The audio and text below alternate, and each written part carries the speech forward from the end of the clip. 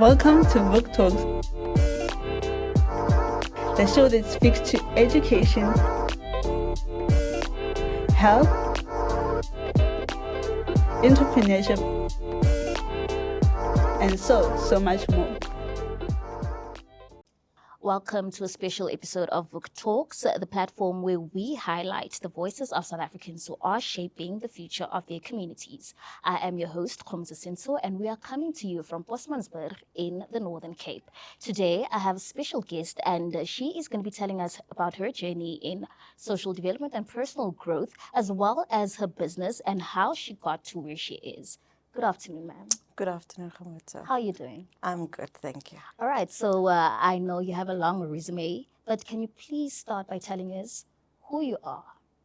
My name is Janine Van Den Heever. I am a social work professional. I'm also a personal development life coach. And then also I deal with, I'm an advocate for mental health as well. You have been in the space for nearly 20 years. How did you enter the space, and what is it that you do exactly? Well, I started being a social worker almost like 20 years ago. Next year will be officially 20 years. And since I was a little girl, I always wanted to change the world. I have this one picture on my album that I have that I'm dressed like a fairy. And every time I look at that picture now, it reminds me of, you know what, we wanted to change the world, being this fairy. But when we enter the real world, we see the challenges and the social ills out there that we really need to face head on. And so after after my matric, I went to Huguenot College, and then I started my educational career there. And being a social worker since then, I've always wanted to make sure that people really live out their true purpose in life. And I always say to my clients and even the people that I deal with all walks of life, that we think that changing a world, we must always do the big things, but it's not necessary to do the big things. Just believe in someone's potential. If they say, you know what, I really want to make a difference, believe in that. And even if we make small steps, we can make progress in that. So being a social worker, it will always be part of me, but I also saw the need to do some coaching as well, because when you do your social work, you focus on therapy, you focus on counseling, which is your therapy focusing on the past, counseling the things that you need to focus on now. But what about the future? And that's where I saw the need for doing coaching as well, because we can be on our healing journey, but what about the future? You can get stuck if you don't know what is your way forward. Let's talk about that transition from you being a social worker to you being now a personal development coach. What was the turning point for you, and how do you think these roles complement one another? It was in 2022. I've always done some coaching. When I look back on my journey now, I've always done some coaching. In 2010, I did a personal development course myself. And that sparked something in me. And I was always just like researching, coaching, and never got to a point to do it. And in 2022, I decided, you know what, I'm going to register my business. And before registering that, it was being employed in your private companies, being employed in NGO, and, understand the stats that we need to do, the reports that we need to do. But what about the real impact? Because I never want to work on a tick box list. I need to do this today. How many people did you reach? Giving attendance registers. How many people did you impact with what you said and how you said it? And how did you really change their lives? And my previous CEO asked me, Janine, are you really sure you want to go? What are you going to do? And I just said to me, it's time. So, yeah. Now, you mentioned your own business that you started, and what motivated you to start this? And you spoke about impact. What has been some of the impact that you've seen ever since you started your business? my motivation to start is to see, I want to see people reach their full potential. I truly believe we all have a God-given purpose on this earth. And whether that is for a single father to provide food for his children, for them being happy, if that is his purpose, to be a good father, and someone else to be a successful business owner, a multi-millionaire and doing good things for the whole world, that can be good as well. But I want people to reach their full potential. And if I need to be the servant, being in that position to help them, I really do want to do that. At the basis of your coaching company, it's self mastery. Yeah. What is that? Self-mastery is finding yourself. We can be out there in this world and do so many things, and we want to sometimes, I always said, before COVID we were wearing masks. Long before COVID we were wearing masks. And when you go home at night and you just yourself, removing those invisible masks, who are you really? And if we could just start being who we really are, the world will be a better place. Yeah. In a world where we are so obsessed with aesthetics and trying to look a certain way, trying to come across a certain way, we know that there are people that put this on. What advice would you maybe give someone that is trying to fake the self-mastering, doing that whole surface level self-love? What can you say to them that will actually inspire them to actually do the real internal work? Find yourself. What does that look like? I have a picture, and I think I have it for I don't know how many years, of a guy sitting, and he's like, but it's a sculpture, and he removed his head, but where his head is now a book, and he's holding his head in his hand, and that is for me. It's like a perfect example of looking into you.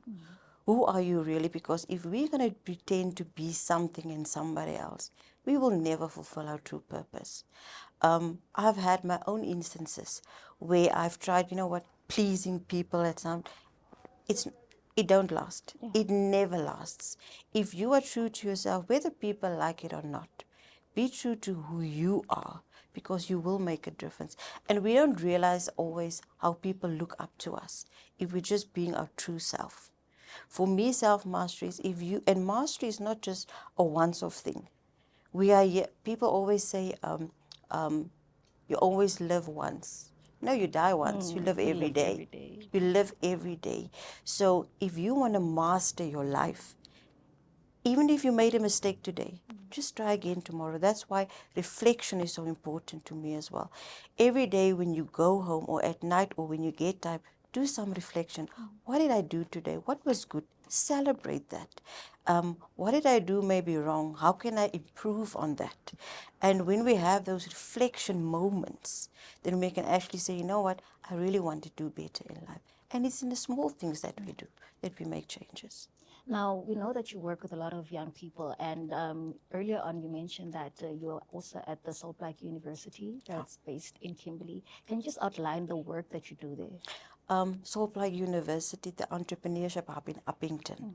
So what I do there is I work with the entrepreneurs. Currently, I'm having this program with a tourism group, where I did self-mastery workshops. So they have their own program when it comes to tourism. But the advocate always said to me, Janine, they can do their business, but who looks at the jockey doing the business? So I'm doing self-mastery workshops for them, and then also one-on-one coaching, because you need to look at the person behind the business. Now, looking at the person behind the business, what are some of the key mindset shifts that you've seen from some of the young entrepreneurs that you work with, and how they've benefited from your coaching? Things that I've heard, especially last night, somebody said to me, Janine, when I do my business now, I look at it differently, because I'm me. I can be totally me, and I can share me, not just with my clients and with the world, but also showing them that you can show up. When you find yourself and you know who you are, you show up for your business better as well. How important do you think self-awareness is when you are an entrepreneur and you own your own business? Because we know that with some business leaders or business owners, they feel that they need to be so staunch set in being very authoritative and not having that human element. How important is it for those two to coexist? In the corporate world, sometimes it's so difficult for people to, or I've seen it, that it's difficult for people just to be human, just to be friendly with someone sometimes. It doesn't mean you don't have boundaries, but when it comes to being an entrepreneur, being a business person, being finding yourself in this world still, just be you. Just be you. You need to know what your strengths, and I don't like to use the word weaknesses. You need to know what are your developmental areas, because every area in your life can be developed if you are open for that. So the more you find yourself, the more you master the self, the more you will be able to do a better work in the world. Let's talk about Fetch, which is the program that you implemented. Tell us more about that. Fetch, just a little bit of background of Yes. Fetch. We spoke about this earlier. I think it was my first year when I started as a social worker. I've always believed in vision boards, and I've pasted on this vision board working with youth. And even when I pasted that, I said to myself, youth, I'd rather work with women or with children, older person, but youth, but I pasted it. And that thing of manifesting and believing what you said, it truly, that is something I hold very dear to me. So last year, I was working for an organization, and then they did an interview. The Fetch team did an interview, and they wanted to check up with an organization that can hold this approach. So Fetch is an approach, and they were looking for an organization that can work with this. So we've started with this since last year, and then this year, when the transitioning happened, and my organization is now facilitating the Fetch approach, working with young people. People are always saying they are the future of the country, but are we really looking at them holistically? So the Fetch approach is being funded by your DGMT, your GT Murray Trust, and also Lesedi Solar Park Trust. And what we do with the Fetch approach is we want to connect young people with the opportunities in their local community with what they are. So there's different service providers in a community, but sometimes our people do not know, or they are not aware of all the services available to them. So what we did some service mapping, and we have a quick interview with the service provider. Who are you? What do you do? And do you have opportunities for the young people? Because a lot of times when we do like road shows, people will ask, but how can I get hold of you? What are the kind of services, and are there opportunities for me? And what the service mapping did was we were able to map those services, and now our link is being generated. So young people can have access to that kind of services. We know youth unemployment is so high in our country. What have been some of the success stories that you have had from this Fetch program? What happens is we connect people with opportunities. And I've spoken to my project lead the other day. 100 to 120 people have been reached through this youth collective. People don't always share that when they get employment, because there's another thing to it. Sometimes we want our young people to be employed, but are we really looking at the young person holistically? So the success stories thus far is we've reached up until 120 people, but people don't always come back to share their successes. And that is something that we encourage them to do. That if you get a job, if somebody employs you, please come back and share this with us. And then they're gone. But we're trying to find those that really was connected to the youth collectives of how we can still support you, because even though you are employed, and I've heard this so many times, we're looking for economic opportunities for our young people. We want them to be employed, but sometimes a young person can't hold that employment. Why? Because they're dealing with past issues they haven't dealt with. And I always believe that yes, there is poverty, yes, there is so much unemployment, but are we looking at the young person holistically? And is that person in the right position, in the right company? Are they really doing the job that they need to do, or is it just another tick box? I need to be employed. So, Since you work with so many young people, what have been some of the things that you've observed, challenges that they have? trust issues, unresolved trauma, yeah, and even while doing this the fetch approach, we have monthly youth collectives. Someone said to me during a roadshow in October, but how can we trust you? So many leaders have disappointed us because there's just these promises they make, they don't show up after a while. And I say to that person, I can't force you to trust us, but us being consistent, us being transparent in what we do, it's going to give you the space to trust us. But I do understand where you're coming from when it comes to that. Fetch is such a great initiative, and obviously, I know you want to see it grow over the years. How do you see it growing over the years, and what legacy do you think it might leave, or what legacy would you want it to leave?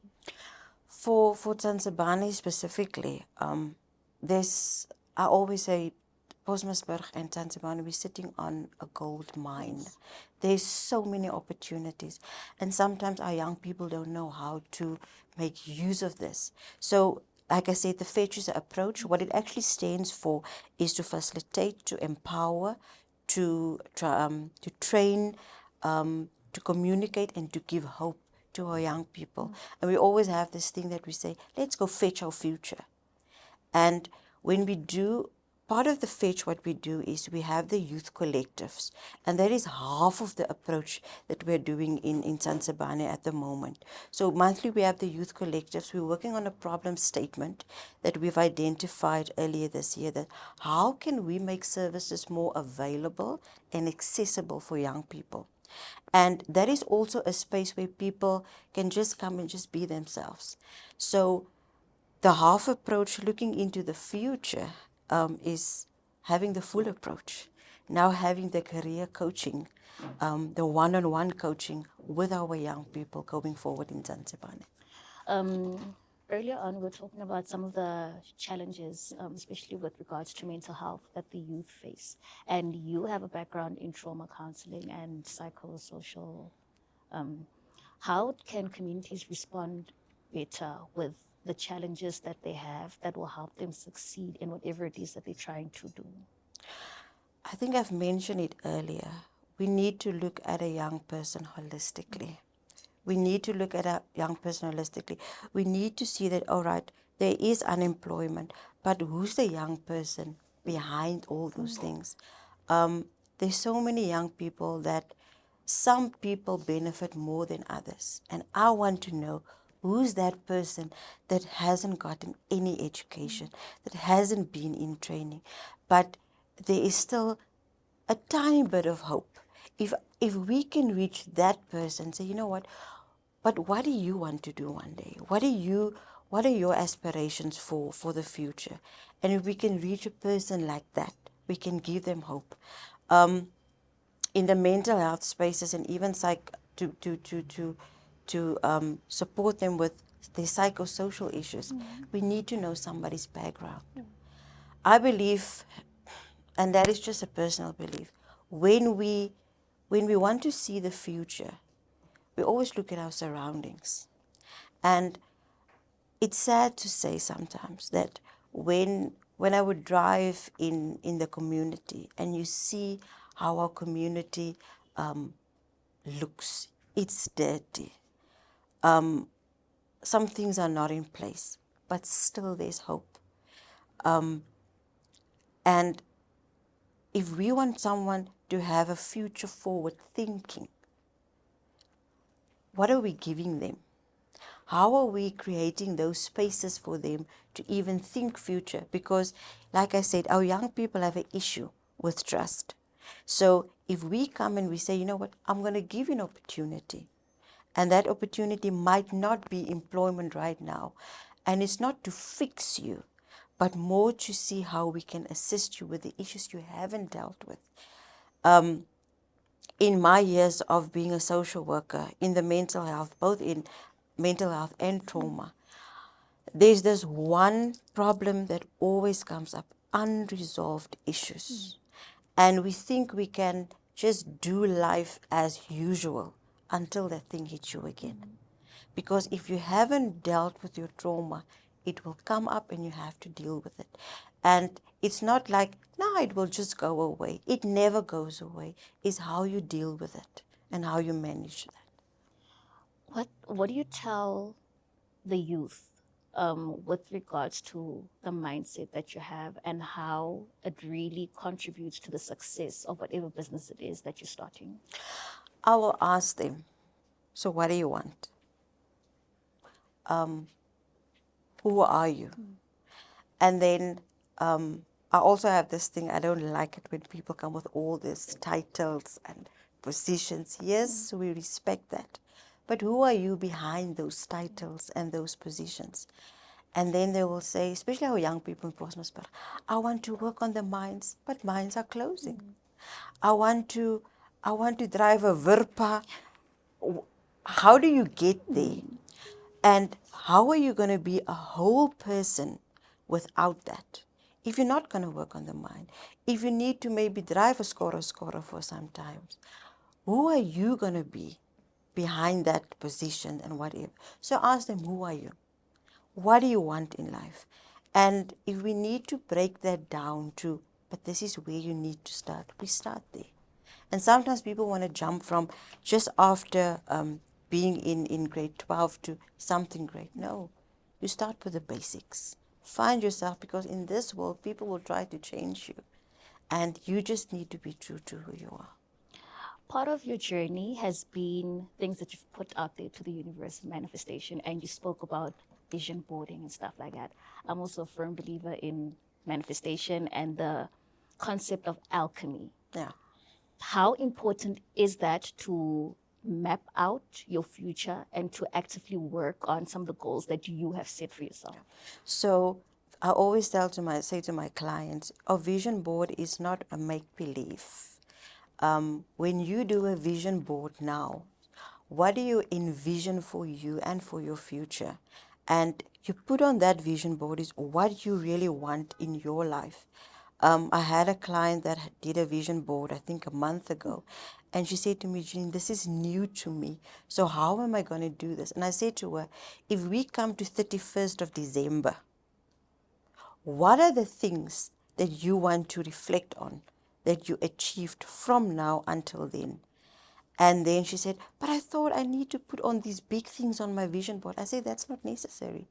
You can start small, but do what's true to you. You know what? I want to be healthier.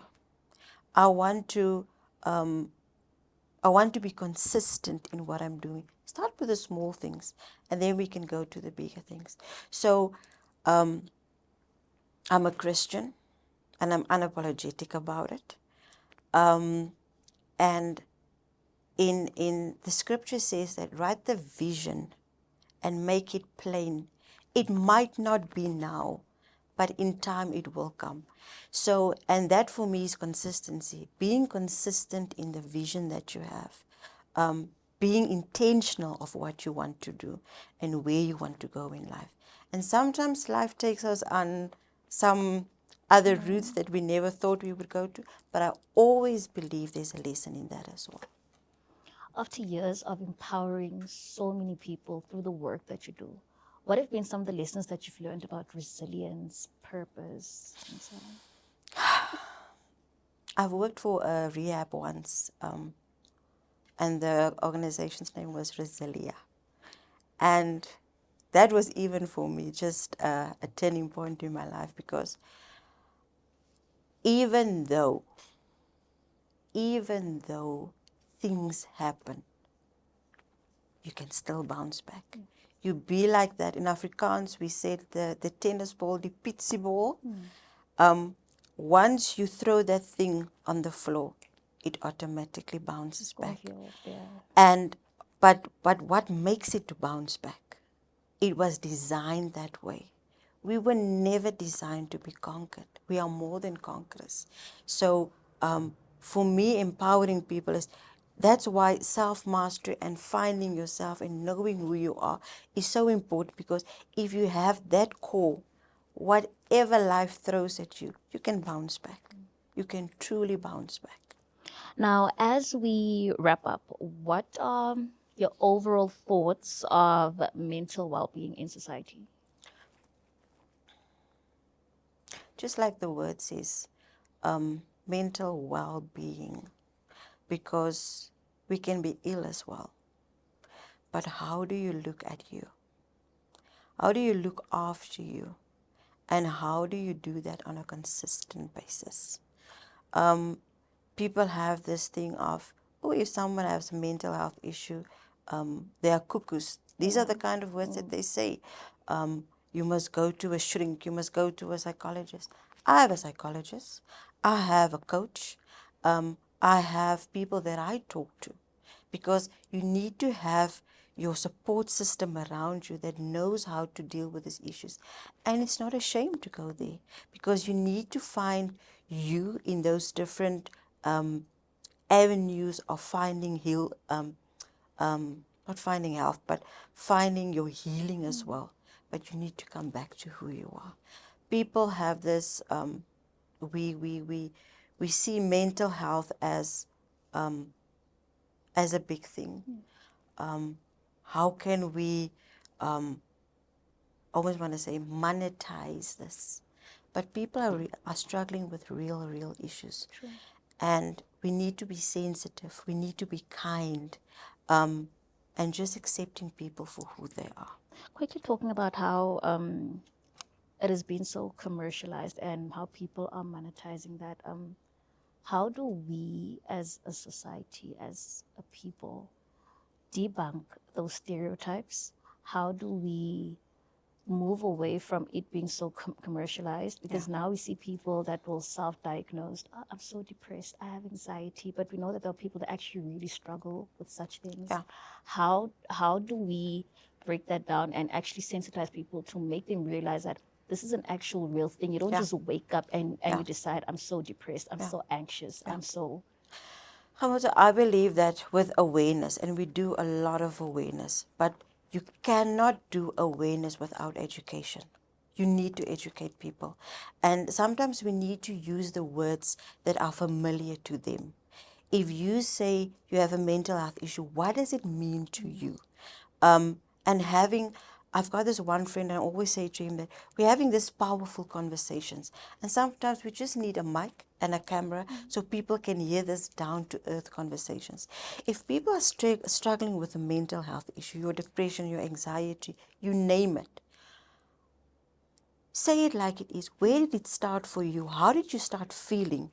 Before you even knew it was an anxiety, before you knew you had a panic attack, before it was full-blown depression, how did it start? And then it can be, I almost want to say, be normalized and say, you know what, this is how it started, but this is not how it's going to end. And because if we use this big word, sometimes people just, mental health, GBB. Where did it all start?